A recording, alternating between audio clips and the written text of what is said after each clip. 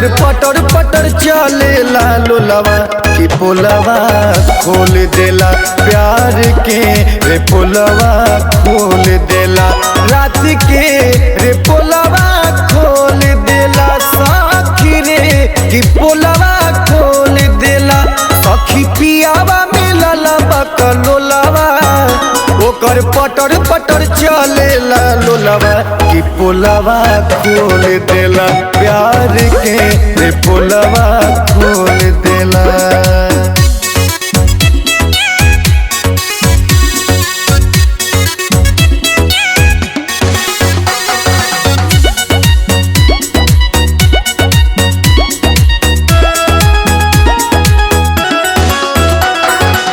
बड़ी परेशान हम अपना बलम से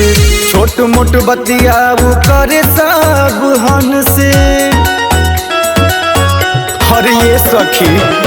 बड़ी परेशान हम अपना बलम से छोट मोट बतियाऊ करे सब हन से उतना जाने नहीं प्यार के खेलवा कैसा न बुआ धरा देला मिलवा कि पोलवा खोल देला प्यार के रे पोलवा खोल देला रात के रे पोलवा खोल देला सखी रे कि पोलवा खोल देला सखी पियावा मिलल बकलोलवा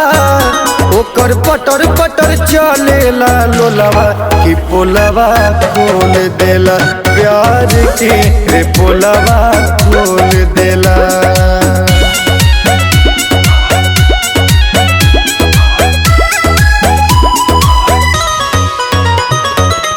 ए सखी लागता कि मिलल बसाजा दीपक दीवाना हमारे तबार माजा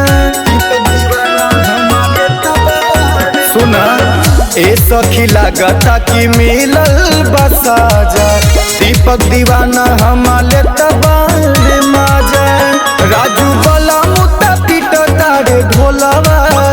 गावे गावे घूमी लखुअन के टोलवा कि पोलवा खोल देला प्यार के रे पोलवा खोल देला रात के